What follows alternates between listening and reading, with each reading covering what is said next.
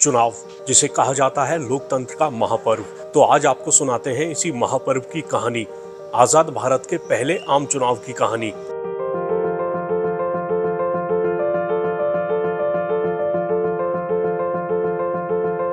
तो एक नया आजाद हुआ देश वोट डालने के अधिकार के तहत सीधे तौर पर अपने नेताओं को चुनने जा रहा था। यहाँ गौर करने वाली बात यह है कि भारत ने वो रास्ता नहीं अपनाया जो शुरू में पश्चिमी देशों ने अपनाया था। दरअसल वहाँ पहले कुछ संपत्तिशाली तबकों को ही मतदान का हक मिला था। बहुत बात तक वहाँ कामगारों और महिलाओं को मतदान का हक नहीं मिला था। मगर भारत में ऐसा नहीं हुआ। जैसा कि आपको पता ही होगा कि भारत साल 1947 में आजाद हुआ।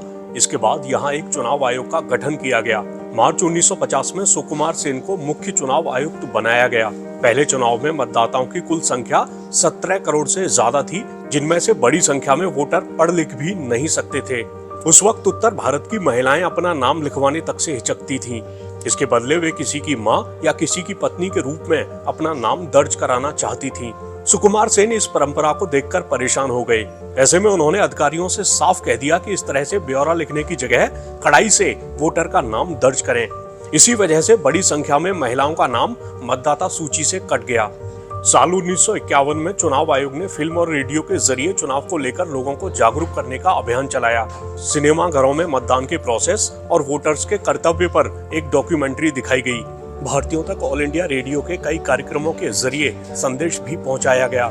कुल मिलाकर जनता के बीच पढ़ाई लिखाई की भारी कमी के चलते बड़ी आबादी को चुनाव तक लाने का काम काफी मुश्किल था। हालांकि चुनाव आयोग ने कड़ी मेहनत से वो काम कर दिखाया जो उस वक्त के हालात में चौंकाने वाला था। बात चुनाव अभियान की करें तो रामचंद्र गुहा ने अपनी किताब इंडिया आफ्टर गांधी में लिखा है, 1951-52 का चुनाव अभियान बड़ी बड़ी जनसभाओं, घर घर जाकर प्रचार और दृश्य श्रव्य माध्यमों के द्वारा किया गया।